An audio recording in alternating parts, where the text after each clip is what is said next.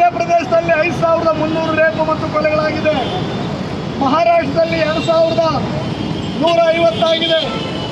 ಆಂಧ್ರ ಪ್ರದೇಶದಲ್ಲಿ 2071 ಆಗಿದೆ.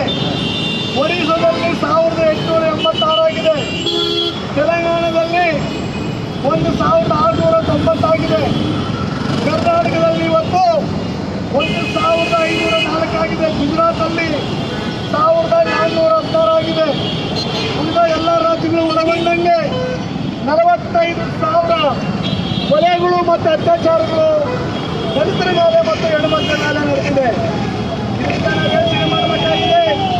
ಸ್ವಾತಂತ್ರ್ಯ ಯಾರು ಬಂದಿದೆ, ಸಂವಿಧಾನ ಯಾರ ಪರವಾಗಿ ಇರ್ತಾರೆ, ಪೊಲೀಸರು ಯಾರ ಪರವಾಗಿ ಇವತ್ತು ಕೆಲಸಗಳು ಮಾಡ್ತಾ ಇದ್ದಾರೆ, ಕೋರ್ಟ್ಗಳು ಯಾರ ಪರವಾದ ಕೆಲಸಗಳು ಮಾಡ್ತಾ ಇದ್ದಾರೆ, MLA ಮಿನಿಸ್ಟರ್ಗಳು ಯಾರ ಪರವಾಗಿ ಕೆಲಸ ಮಾಡ್ತಾರೆ ಅಂದರೆ ಇವತ್ತು ಮೇಲ್ಜಾತಿಯ ಶ್ರೀಮಂತರ ಪರವಾಗಿ, ಮೇಲ್ಜಾತಿಯ ಉಳ್ಳವರ ಪರವಾಗಿ, ದೌರ್ಜನ್ಯ ದಬ್ಬಾಳಿಕೆ ಮಾಡುವವರ ಪರವಾಗಿ ಇವತ್ತು ಕೆಲಸಗಳು ಮಾಡ್ತಾ ಇರೋದ್ರಿಂದ ಇವತ್ತು ದಲಿತರಿಗೆ ಯಾವುದೇ ರಾಜ್ಯದಲ್ಲಿ ಇವತ್ತು ರಕ್ಷಣೆ ಇಲ್ಲದಂಗಾಗಿದೆ. ಅದರಲ್ಲೂ ಕೂಡ ಉತ್ತರ ಪ್ರದೇಶದಲ್ಲಿ ಲೆಕ್ಕಾಪುಟ್ಟಿದ್ದಷ್ಟು ಕೂಡ ಅಲ್ಲಿ ದಲಿತರ ಮೇಲೆ, ಯುವ ವರ್ಗದ ಮೇಲೆ, ಮುಸಲ್ಮಾನರ ಮೇಲೆ, ಹೆಣ್ಮಕ್ಳ ಮೇಲೆ ದೌರ್ಜನ್ಯ ನಡೀತಾನೆ ಇದೆ.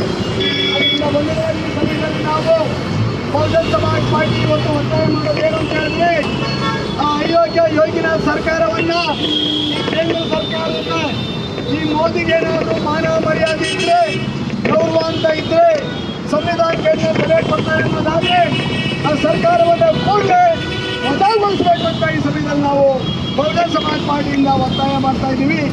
ಅಷ್ಟೇ ಅಲ್ಲ, ಅಲ್ಲಿ ವಜಾ ಮಾಡತಕ್ಕಂಥ ಜಾಗದಲ್ಲಿ ಗವರ್ನರ್ ರೂಲನ್ನು ಹಾಕಬೇಕು. ಯಾರು ಇವತ್ತು ಕೊಲೆಗಳಿದ್ದಾರೆ ಆಂಧ್ರ ಪ್ರದೇಶದಲ್ಲಿ ಮೇಲ್ಜಾತಿ ಹೆಣ್ಮಕ್ಳ ಮೇಲೆ ಹಾಕಬಾರ್ದು, ಯಾರು ಹೆಣ್ಮಕ್ಳೇನೆ ಆದರೂ ಕೂಡ ಆಂಧ್ರ ಪ್ರದೇಶದಲ್ಲಿ ಸಾಮೂಹಿಕ ಅತ್ಯಾಚಾರ ಆಗುತ್ತ ಪೊಲೀಸರು ಎನ್ಕೌಂಟರ್ ಮಾಡಿದ್ರು. ಈ ಎನ್ಕೌಂಟರ್ ಮಾಡೋದು ಬೇಡ, ಕನಿಷ್ಠ ಆ ಹೆಣ್ಮಗಳಿಗೆ ಕರ್ಕೊಂಡು ಅಡ್ಮಿಟ್ ಮಾಡಿ ಸರಿಯಾಗಿ ಟ್ರೀಟ್ಮೆಂಟ್ ಕೊಡ್ತಿಲ್ಲ. ಆ ಹೆಣ್ಮಕ್ಳು ಅಡ್ಮಿಟ್ ಆಗುವಂಥ ಜಾಗದಲ್ಲಿ ಹೇಳಿಕೆ ಕೂಡ ಆಗಿದೆ, ಟ್ರೀಟ್ಮೆಂಟ್ ಕೊಟ್ಟಿಲ್ಲ. ಅದಾದಮೇಲೆ ಆ ಹೆಣ್ಮಕ್ಳು ಎಲ್ಲ ಹೇಳಿಕೆ ಕೊಟ್ಟಿದ್ದು ಹೋಗ್ತಿದ್ದಾಳೆ. ಆ ಹೆಣ್ಮಗಳನ್ನ ತಾಯಿ ತಂದೆಗೆ ಅವರ ಸಂಬಂಧಿಕರಿಗೆ ಕೊಡ್ತಿಲ್ಲ. ಬಾಡಿನ ತಗೊಂಡೋಗಿ ಪೊಲೀಸರು ತಗೊಂಡೋಗಿ ಆ ಒಂದು ಬಾಡಿಯನ್ನು ಬರೆದು ಮಾಡಿದ್ದಾರೆ. ಇದು ಎಲ್ಲ ಅಂದರೆ ಮಾನವ ಕುಲವೇ ತಲೆ ತೆಗೆಸುವಂಥ ಕೃತ್ಯವನ್ನು ಉತ್ತರ ಪ್ರದೇಶ ಸರ್ಕಾರ ಮಾಡಿದೆ. ಅದರಿಂದ ಯಾರು ಈ ಒಂದು ಅಪರಾಧದಲ್ಲಿ ಭಾಗಿಯಾಗಿದ್ದಾರೆ ಅವ್ರನ್ನ ಕೂಡಲೇ ಜೈಲಿಗೇರಿಸಬೇಕು ಅಂತ ಹೇಳಿ ಬಹುಜನ್ ಸಮಾಜ ಪಾರ್ಟಿ ಒತ್ತಾಯ ಮಾಡ್ತದೆ. ಅದೇ ರೀತಿ ಇವತ್ತು ಕರ್ನಾಟಕದ ಅಧಿಕತೆ ಏನು ಕಡಿಮೆ ಇಲ್ಲ. ಕರ್ನಾಟಕದಲ್ಲಿ ಕೂಡ ಇವತ್ತು ಚಿತ್ರದುರ್ಗದಲ್ಲಿ ಮೊನ್ನೆ ಒಂದು ತಿಂಗಳ ಹಿಂದಗಡೆ 3 ದಲಿತರನ್ನ ಹೀನಾಯವಾಗಿ ಕೊಲೆ ಮಾಡಿದರೆ ರಾಯಚೂರಲ್ಲಿ ಒಳಗಡೆ. ಅದೇ ಥರ ಇವತ್ತು ಬಿಜಾಪುರದಲ್ಲಿ ದೇವಸ್ಥಾನ ಮುಂದೆ ಕೊಟ್ಟಂಥವ್ರನ್ನ ಕೇಸ್ ಕಳಿಸಿದಂಥ ಹುಡುಗರಿಗೆ ಕೊಲೆ ಮಾಡಿದ್ದಾರೆ. ಅದೇ ರೀತಿ ಇವತ್ತು ಕರ್ನಾಟಕ ರಾಜ್ಯದಲ್ಲಿ ಕೂಡ ಯಾವುದೇ ಪುಣ್ಯದವರು ಇವತ್ತು ಕೆಲವೊಂದಾಗಲ್ಲ, ಕಾಲಗಂಟೋದಾಗಲ್ಲ, BJP ಹೋಗೋದಾಗಲ್ಲ, ಬಡವರ ಒಂದು ಕಂಪ್ಲೇಂಟನ್ನು ತಗೊಂಡು ಕೇಸಿಂಗ್ ಹೋಗುವಂಥ ಪರಿಸ್ಥಿತಿ ನಿರ್ಮಾಣ ಆಗಿದೆ. ಅದರಿಂದ ಬಂಧುಗಳೇ ಇವತ್ತು ಕಾಯ್ದೆಗಳಿಂದ ಜಾಸ್ತಿ ಒಂದು ಕಾರ್ಯಕ್ರಮಗಳನ್ನು ಮಾಡೋಕ್ಕಿಲ್ಲ, ಖರ್ಚು ಕೂಡ ತೊಂದರೆ ಆಗಬಾರ್ದು. ಅದರಿಂದ ಬಹುಜನ್ ಸಮಾಜ ಪಾರ್ಟಿಯ ಒಂದು ವಿನಂತಿ ಇರುತ್ತೇನೆಂದರೆ ಕೂಡಲೇ ಉತ್ತರ ಪ್ರದೇಶ ಸರ್ಕಾರವನ್ನು BJP ಕೋಮುವಾದಿ ಸರ್ಕಾರ ಕೂಡಲೇ ವಜಾಗೊಳಿಸಿ ಅಲ್ಲಿ ಗೌರವವನ್ನು ಹಾಕಬೇಕಂತ ಒತ್ತಾಯ ಮಾಡ್ತೀನಿ. ಮತ್ತು ಜಾನ್ ರೇಪ್ ಮಾಡಿ ಕೊಲೆ ಮಾಡತಕ್ಕಂಥದ್ದು ಜೈಲಿಗೇರಿಸಬೇಕಂತ ಈ ಕೇಂದ್ರ ನಾವು ಒತ್ತಾಯ ಮಾಡಿ ನಮ್ಮ ನಡುವಿನ ವಿರೋಧಿಗಳು ಮಾತಾಡಾದ್ಮೇಲೆ ನಮ್ಮ ಪುರಸ್ಕಾರಗಳು ಎಲ್ಲ BJP ನಮನ ಮಾಡಿಕೊಟ್ಟು ಕಾರ್ಯಕ್ರಮ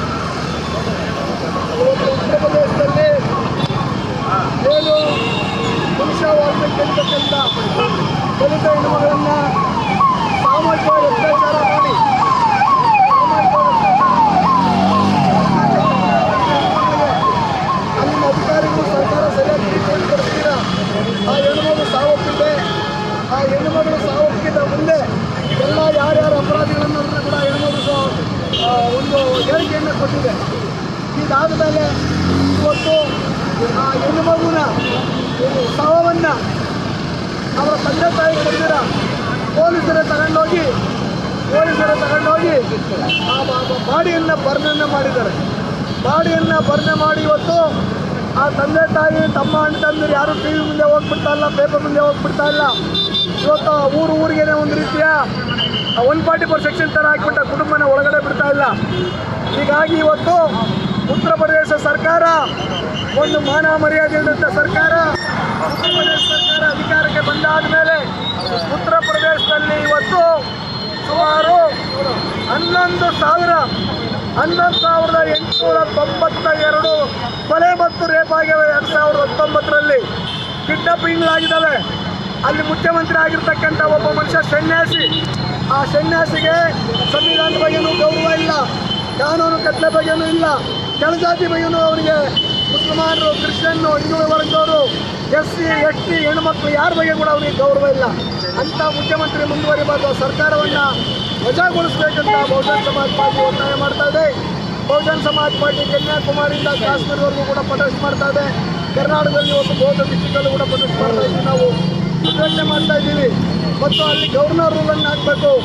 ಏನಿವತ್ತು ಈ ಯುದ್ಧದಲ್ಲಿ ಎಸಗಿರ್ತಕ್ಕಂಥ ಆ ಒಂದು ಅಪರಾಧಿಗಳಿಗೆ ಕೂಡಲೇ ಗಲ್ಲಿಗೆ ಏರಿಸಬೇಕು. ಮತ್ತು ಏನು ಹೆಣ್ಣು ಮಗುನ ಆ ಕುಟುಂಬದವರಿಗೆ ಸೂಕ್ತವಾದ ರಕ್ಷಣೆ ಕೊಡಬೇಕು. ಆ ಕೆಲಸವನ್ನು ಸರ್ಕಾರ ಮಾಡಬೇಕು ಅಂತ ಹೇಳ್ಬಿಟ್ಟು ಕೇಂದ್ರ ಸರ್ಕಾರದ ಮೋದಿ ಬೇಟಿ ಬಚಾವೋ ಬೇಟಿ ಪಡಾವೋ ಅಂತಕ್ಕಂಥ ಕಾರ್ಯಗಳನ್ನು ಇವತ್ತು ಹೇಳ್ತಾನೆ ಪ್ರಧಾನಮಂತ್ರಿ. ಇದುವರೆಗೂ ಈ ಘಟನೆ ಒಳಗಡೆ ಬಾಯಿ ಬಿಟ್ಟಿಲ್ಲ. ಪ್ರಧಾನಮಂತ್ರಿ ಬಾಯಿ ಬಿಡಬೇಕು. ಇಲ್ಲ ಅಂತಂದರೆ ಈ ದೇಶದಲ್ಲಿರ್ತಕ್ಕಂಥ ಒಕ್ಕೂಟದ ವ್ಯವಸ್ಥೆಗೆ ಒಂದು ತೊಂದರೆ ಆಗ್ತದೆ ಅಂತಕ್ಕಂಥ ಮಾತನ್ನ ನಾವು ಹೇಳ್ತಾ ಇವತ್ತು ಸಾಂಕೇತಿಕ ಕೊರೋನಾದಲ್ಲಿ ನಾವು ಪ್ರೊಟೆಸ್ಟ್ ಮಾಡಿ ನಾವೆಲ್ಲ ಜಿಲ್ಲಾ ಬಂದು ಇವರಿಗೆ ಜಿಲ್ಲಾಧಿಕಾರಿಗಳಿಗೆ ನಂಬಡವನ್ನು ಕೊಡ್ತಾ ಇದ್ದೀವಿ. ಮುಂದೆ ನಮ್ಮ ಕೇಂದ್ರದಲ್ಲಿ ಏನು ತೀರ್ಮಾನ ತಗೊಂತಾರೆ ಆ ರೀತಿ ಮತ್ತೆ ಕಾರ್ಯಕ್ರಮ ಹಾಕೋಕ್ಕೆ ನಾವು ಮಾರ್ಸಂದ್ರ ಮುನಿಯಪ್ಪ ಬಹುಜನ್ ಸಮಾಜ್ ಪಾರ್ಟಿ ರಾಜ್ಯ ಉಸ್ತುವಾರಿ ನಾಯಕ ಸೋಮಶೇಖರ್ ಇದ್ದಾರೆ, ಗುರುಮೂರ್ತಿ ಇದ್ದಾರೆ, ರಮೇಶ್ ಅವರು ಇದ್ದಾರೆ, ಬೈಲಪ್ಪ ಇದ್ದಾರೆ, ಸಂದೀಪ್ ಅವರು ಇದ್ದಾರೆ, ಶ್ರೀನಿವಾಸ ಅವರು ಇದ್ದಾರೆ. ಎಲ್ಲ ಕೂಡ ನಮ್ಮ ರಾಜ್ಯದ ಎಲ್ಲ ಕೂಡ ಬರೀ ಪ್ರವಾಸವನ್ನು ಮಾಡಲು ನಾವು ಭಾಗವಹಿಸಿದ್ದೀವಿ. ಟಿ ಶರ್ಟ್ಗಳು ನಮಗೆ ಕೊಟ್ಟು